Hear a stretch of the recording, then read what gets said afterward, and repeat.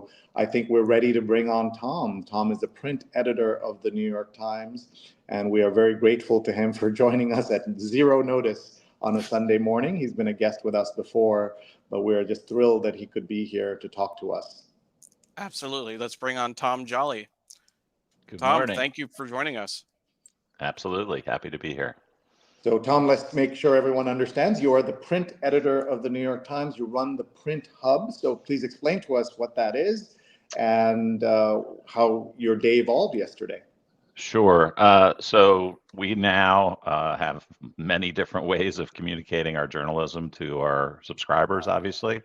And we've broken those groups into specific teams, digital, audio, video, and of course, my team is print. So we plan, design, and edit the paper and work with our printing facilities. Mike Connors at College Point, Robert Barnes, who manages our national printing operation. We have agreements with 24 printing plants around the country. So, yesterday was one of those days where we started the day with plan A, and around a little bit after 6 o'clock, I was actually either about to return or at the grocery store. Word broke that it appeared that someone had opened gunfire at the Trump rally, and we had started the pay. Obviously, this week is the Republican National Convention, so we had started the day with a large what we call the lead story, looking at the Republican, another story about Republican strategy and the conservative allies that are putting together plans for this the stretch of the campaign and the election. Uh, uh, as you can see, we had the story about Hamas, why the elite in Hollywood turned their back on Biden. The other surprise, of course, was Dr. Ruth learning in the morning, I think around 9 or 9:30, that Dr. Ruth Westheimer had died. And on Saturday for Sunday, we have a noon edition. So even learning at 9:30 in the morning that there was news, it's right on deadline for that noon edition, and that's the only edition those people get. So it's just as important as every other edition, and we scrambled to get that into the paper on the front page. So And that's then what as we're you, looking at. We're looking at the noon edition. And so if we this go is back to right. the top, one of the things that changed, by the way, is that Ruth in the noon edition got two column obit on the front page. Here she got one column on the later day. So basically you blew up the paper, and that's what the difference we're seeing here now. So if we look at Right, this, right, right. you can see So that. just to be clear, we also have a 4 o'clock edition for the city. So the first edition for the city is was the same as the page we were just looking at.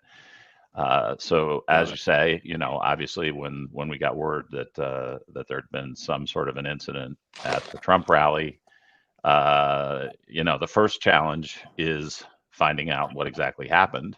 Again, that was at a little after 6. Our next edition closes at 8 p.m. And so you're in this moment of you have to close the paper by 8 o'clock. You want to get this news in, but you got to make sure you know what it is. And unfortunately, at events like the idea that someone heard gunfire is not that unusual. What was obviously different here is the Secret Service immediately surrounded Trump. It quickly became apparent that he was bloody, and of course he was rushed off the stage. So we knew in this case that there was something very significant happening, and that he'd been hurt. If you've seen the video, he was pumping his fist and waving at the crowd, so it seemed likely that it was not a life-threatening kind of situation. But for a very long time, there was not confirmation that we were comfortable enough that it had actually been a shooting. It could have been. There are. The teleprompter glass is in front of him, and there was some suspicion that maybe somebody threw something and the glass shattered. Anyway, it took a while for us to actually feel comfortable saying it was a shooting, even though and when you're looking at television or you're looking at social media, people are 100% convinced that this whatever it is happened.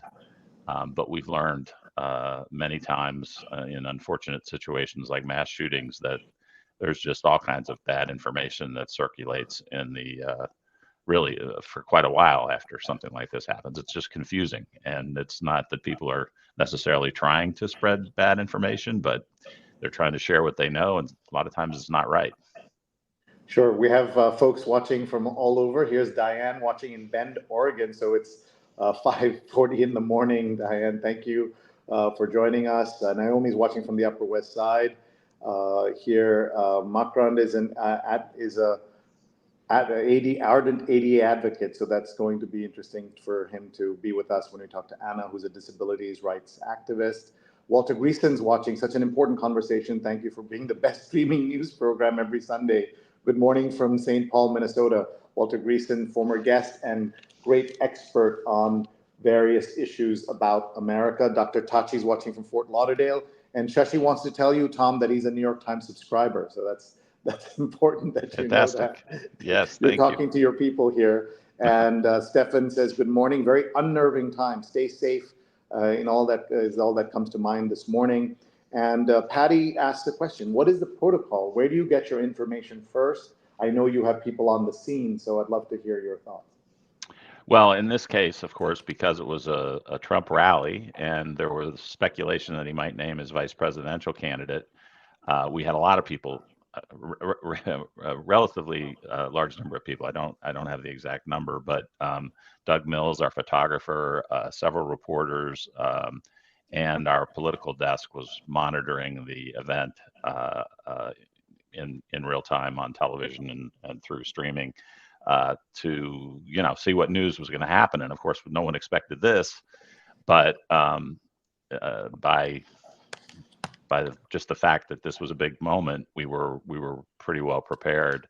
And so what happens is our reporters on the scene are trying to get information. They're first of all obviously observing what happened, and they're going to report that. They're going to write what they saw. And then all of our folks who have connections in law enforcement jump into action and start reaching out to all the people that they know in law enforcement and in politics and in the Republican Party and so forth to try to find out as much as they can. And of course, the other side of it is that the authorities want to get the word out on any details that they can fairly quickly, so they will talk to the media. Not just us, but whoever happens to be on the scene in particular. For us, though, for the newspaper, we now live in a world where we're putting a lot of things online that are bits of information and what we call our live report online. For the newspaper, we need a story, a narrative story. And so that was our next priority after we realized that this was indeed a serious shooting, likely assassination attempt. And so that became our scramble, simultaneous scramble, as we were trying to get a story that was as much detail as we could, and also totally changing the front page layout.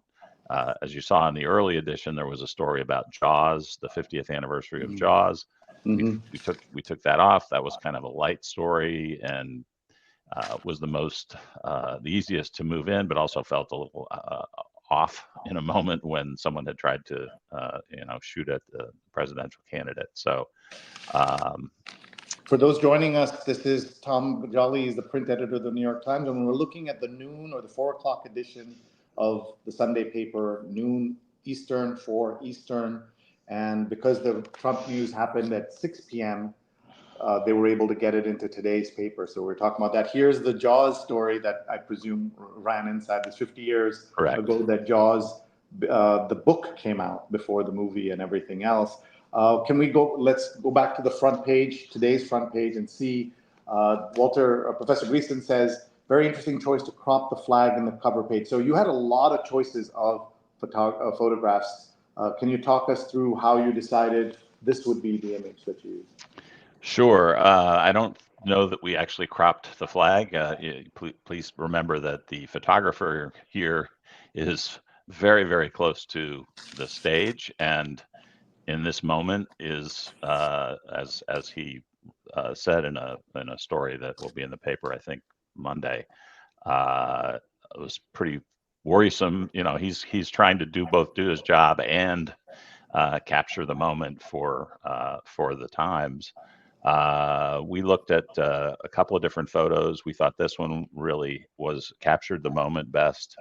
And I'm not sure the flag was ever in the picture more than it is right here, but it shows the Secret Service surrounding the president. I believe this is the moment when they had lifted him back up, and he's, you know, signaling to the crowd that he's okay. And the most important thing is to see the blood on his face, because then That's right. see There were other, yeah. There were, I think that's the moment when this became serious. I saw multiple reports that the teleprompter glass hit him, but obviously you have proof that it did not, because there's the teleprompter in unbroken teleprompter right there. So it's the bullet that came from that side that grazed him, and it's a very powerful shot. Patty says, you'll always remember when something like this happens. I found out from my 9-year-old granddaughter this moment. You were in the grocery store, you said. It was either, I think I may have I was driving home from the grocery store. That's right. When we have a Slack messaging that we communicate with is, and we got a message from one of our colleagues that said it looks like Trump, there may have been a shooting or something to that effect. Everyone, please tag a friend who will find this important, useful. They can watch now or later. This will run on all our channels: Facebook, Instagram, LinkedIn, YouTube, and on digimentors.group. And look what Walter's doing. He's tagging friends so they can watch later. So please tell your friends, please share this. We're with Tom for just another couple of minutes, and then we will have our regular show, but we're going to examine the coverage very closely. Martin says, one of the problems in the news media sphere is the rush to be first, rather than the emphasis on accuracy and downstream analysis. I think being on the print section, you have some luxury there, a little bit of luxury to have a little more time. Is that correct? Well, it depends. I mean, again, we were by the time we found out that for sure it had been this incident, we had about 90 minutes to redo the front page and get the story into the paper. So we were having conversations during that 90-minute period of, let's not assume this is correct. Even your point about the teleprompter, it looks like it's not broken, but I mean, who knows? It could be on the side there. We just, unless we have absolute verification, we don't want to say it. Even and I'm not sure yet. Again, first of all, we weren't even 100% sure we were going to be able to say it was a shooting until probably 15 minutes before we were going to close the edition. Wow.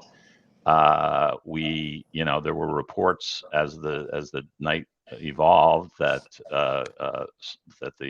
there was a bystander killed. It took a while for us to confirm that, even though other people were reporting it. We didn't want to say it unless we were 100% sure.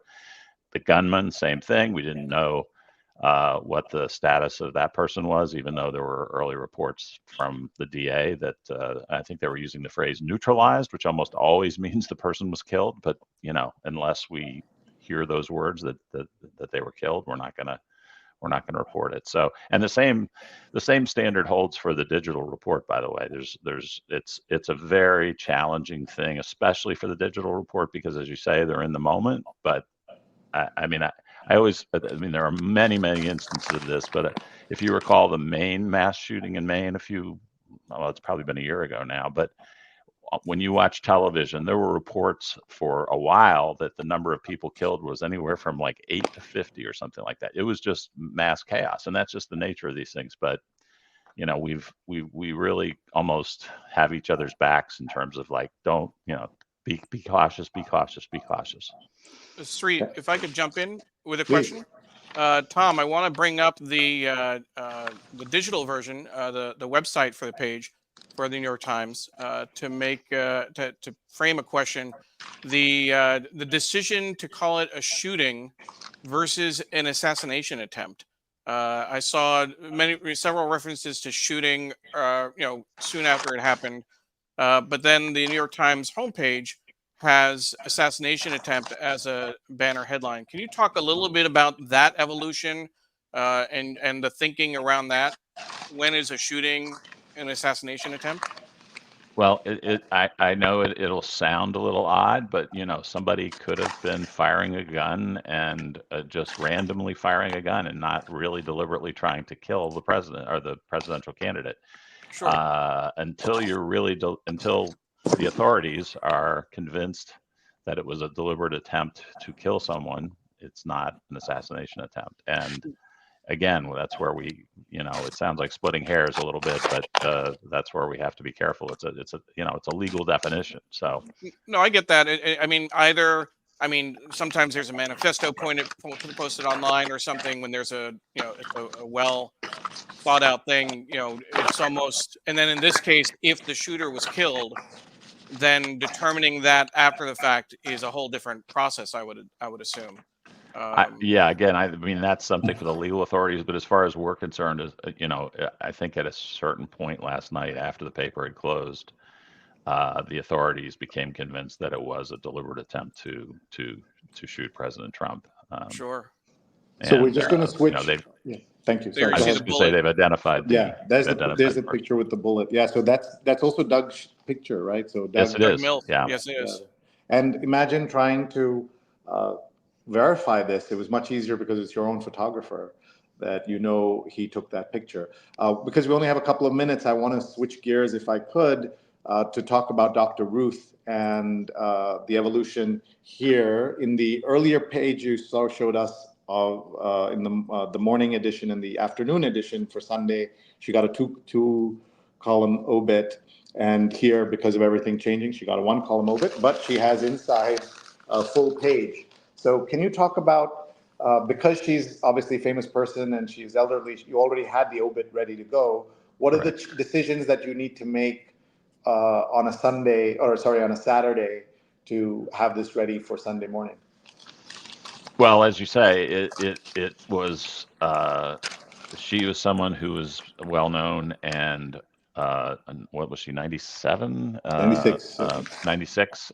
So Yeah. we were prepared when one of the sort of darker elements of our world is that we do have a lot of obituaries written about people that are still alive, but we do that because we want to be able to put the news into the paper or online as soon as possible.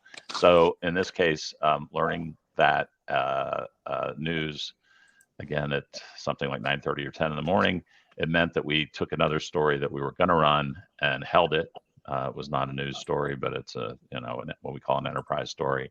Held it out of the paper so that we had enough room to put Dr. Ruth both on the front page and in the space that her obituary deserved inside the paper. I haven't read the story yet, but I presume she gave an interview, like a pre-interview for her obit.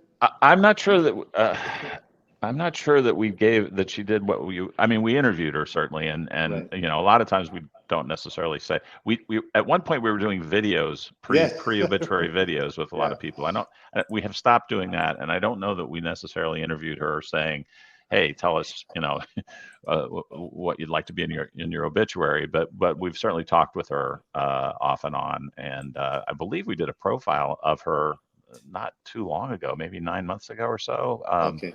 So you were able to use those. I'll just also point out that Judy Belushi Pisano died, who was the widow of John Belushi. And then there's some amazing pictures here of Dr. Ruth with Penthouse publisher Bob Guccione and Gerard Depardieu, of all people. Like, what a life she lived, right? She did. She was in a movie with them, or helped with a movie with Gerard Depardieu. Oh, really? Okay. Yeah. Okay. So as we wrap up here, I just want to thank Tom Jolly, print editor of the New York Times, for jumping in on a Sunday morning after a very long day and evening yesterday, I'm sure. Before you go, Tom, can you just talk about the role of print at the New York Times today at a time when everything is digital in the world. Talk about, if you can, how you see your work and also how you feel about the role of print personally. Sure. So I think that the way I sort of frame it in my mind and what I talk to our folks about is that in the earlier days of my career, the newspaper was the news delivery system.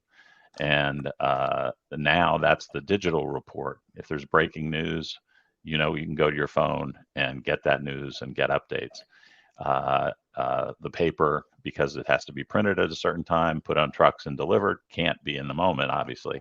So what we think of ourselves more of as a kind of daily magazine type of news product, where we're going to tell you the news that happens within our news cycle, but we're also going to give you the opportunity to spend more time with stories, especially long stories that are less inviting to read on the phone. We have the advantage of scale. Pictures and graphics and that sort of thing are only about 1.5 inches wide on a phone. We can make them a full page or even bigger than a full page in the newspaper. So we think it's the other difference is that most people are only going to look at 9 to 12 stories on their phone as they scroll along. We give you the opportunity to page through a multitude of sections and stories, and hopefully discover some stuff that you would not have seen on your phone. Thank you very much. I was just showing folks the business section front about Satya Nadella of Microsoft, and you're right. You see this on the phone, and it's so tiny, and to look at it like this is very, very different. Tom, you've been a guest on our show now 4 different times. We're so grateful to you for welcoming us once literally into your home, where we had Sunday newspaper reading with Tom Jolly and bagels that Carla Varanakis brought with us. Right. It was so much fun. It was. Yeah, but thank you very much for your time, and thank you for all you do. Jonathan says, fascinating discussion. Walter Greaston said, thank you so much, Mr. Jolly. We really appreciate you, and we'll let you get back to your Sunday and your family. Always great to see you guys. Thanks a lot, Sharif. Take care.